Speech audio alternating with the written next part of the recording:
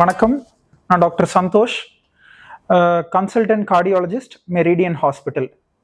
So இன்னைக்கு உங்ககிட்ட நான் என்ன பேசணும்னு நினைக்கிறேன் அப்படின்னா, ஹார்ட் அட்டாக்னா என்ன, அதுதான் நம்மளோட ஃபர்ஸ்ட் கொஸ்டின். ஹார்ட் அட்டாக் அப்படின்னு சொல்றாங்க, ஒரு சிலர் ஹார்ட் அட்டாக், ஸ்ட்ரோக் எல்லாத்தையும் கன்ஃபியூஸ் பண்ணிக்கிறாங்க. So first of all heart அட்டாக்னா என்னன்னு நம்ம தெளிவாக புரிஞ்சுக்கணும். ஒன்ஸ் வி அண்டர்ஸ்டாண்ட் தட், நம்ம அடுத்த ஸ்டெப்புக்கு போக முடியும். எதனால வருது, அதை எப்படி கண்ட்ரோல் பண்ணலாம் அப்படின்னு. ஜஸ்ட் சே ஃபார் எக்ஸாம்பிள், இதுதான் என்னோட ஹார்ட். ஸோ என் ஹார்ட் வந்து இப்படி துடிக்குது, அதுக்கு மேலே 3 பிளட் வெசல்ஸ் போகுது. ஹார்ட் வந்து லைஃப் லாங், நீங்கள் பிறந்ததுலேருந்து நீங்கள் இறக்குற வரைக்கும் துடிச்சுக்கிட்டே தான் இருக்க போகுது. ஸோ இந்த மாதிரி கண்டினியூஸாக துடிக்கிற ஒரு ஸ்ட்ரக்சருக்கு கண்டினியூஸ் பிளட் சப்ளை தேவை. இந்த 3 பிளட் வெசல்ஸ்ல இருந்து, லெஃப்ட் சைடில் 2 பிளட் வெசல், ரைட் சைடில் ஒரு பிளட் வெசல். ஸோ இந்த பிளட் வெசல்ல ஏதாவது ஒரு ப்ராப்ளம் இருந்தால் என்ன ஆகும்? ஸோ பிளட் சப்ளை ஹார்ட்டுக்கு சரியா போகாது. ஸோ பிளட் சப்ளை கட் ஆயிடுச்சுன்னா ஹார்ட் மசில்ஸால கண்ட்ராக்ட் பண்ண முடியாது. ஏன்னா கண்டினியூஸ்லி கண்ட்ராக்டிங் ஸ்ட்ரக்சர். ஸோ கண்டினியூஸா எனர்ஜி சப்ளை தேவை இருந்துகிட்டே இருக்கும்.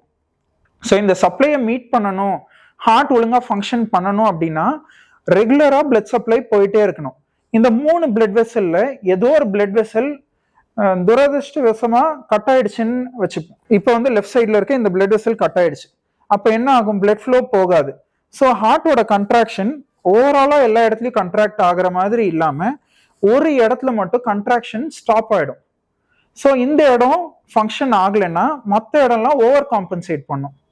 ஸோ ஹார்ட்டோட function normally it should be 60%. அதாவது ஒரு 100 ml பிளட் உள்ள வருதுன்னா ஒரு 60 ml வெளில போகணும் வித் ஈச் பீட். ஸோ ஒரு பகுதி வந்து செயலிழந்துருச்சுன்னு நம்ம வச்சுப்போம். அப்போ என்ன ஆகும்? அந்த இடத்தோட ஃபங்க்ஷன் கான்ட்ரிபியூஷன் குறைஞ்சிரும். குறையும் போது ஹார்ட் அடிக்வேட் பம்பிங் இருக்காது. ஸோ ஹார்ட்டோட இஜெக்ஷன் ஃப்ராக்ஷன், அதாவது ஹார்ட்டோட பம்பிங் தன்மை வந்து 60%ல இருந்து சே ஃபார் எக்ஸாம்பிள் 40%-ஆ குறைஞ்சிருச்சுன்னு வச்சுப்போம். அப்போ உங்க ஹார்ட் நார்மலா ஃபங்க்ஷன் ஆக முடியுமா? முடியாது. ஸோ இந்த மாதிரி ஒரு சுச்சுவேஷன் வந்துச்சுன்னா அந்த ஈவெண்ட்ல இருந்து லைஃப் லாங் ஹார்ட்டோட ஃபங்க்ஷன் குறைஞ்சிரும். ஸோ நமக்கு ஏதோ ஒரு டைம் விண்டோ இருக்கா? அதாவது இந்த மாதிரி ஒரு பம்ப் ஆயிட்டு இருக்கு, மேல பிளட் சப்ளை போகுது, இந்த ஒரு பிளட் ஃப்ளோ மட்டும் கட் ஆயிடுச்சு, எவ்வளோ சீக்கிரம் நம்ம அந்த பிளட் ஃப்ளோவை ரீஸ்டோர் பண்ணோம்னா திரும்பி பிளட் நார்மலா போகி ஹார்ட் மசில்ஸ் அஃபெக்ட் ஆகாதுன்னு ஒரு கொஸ்டின் ஒன்று உங்களுக்கு வரும். ஸோ அந்த கொஸ்டினுக்கு ஆன்சர் என்ன தெரியுமா? ஆக்சுவல் ஆன்சர் என்ன தெரியுமா? Just 20 minutes. 20 minutesன்றது எவ்வளோ ஷார்ட் டைம்? அதாவது சே ஃபார் எக்ஸாம்பிள், நீங்க ஒரு காஃபி டேல உட்காந்துருக்கீங்க, காஃபி குடிச்சிட்டு இருக்கீங்க, சடனா உங்களுக்கு ஒரு பெயின் மாதிரி லைட்டா வருது. அந்த பெயின் ஒன்றும் இருக்காதுப்பா, கேஸ்ட்ரைட்டிஸா இருக்கும், நீங்க விட்டுறீங்க. ஒரு 2 hours 3 hours வெயிட் பண்றீங்க, பெயின் குறையல. அதுக்கப்புறம் ஹாஸ்பிட்டல் போறீங்க. அங்க போகும்போது ஹார்ட் அட்டாக்னு சொல்றாங்கன்னு வச்சுப்போம். அந்த 3 hoursல இந்த மயோகார்டியம் டெத் ஆகுது இல்லையா? It will start at a single point and progress. இப்போ இந்த ஒரு பிளட் வெசல் வந்து இந்த இடத்த பூரா சப்ளை பண்ணுது அப்படின்னா it will start at one point and progress. 20 minutes வரைக்கும் அந்த டேமேஜ் ரிவர்சபிள்.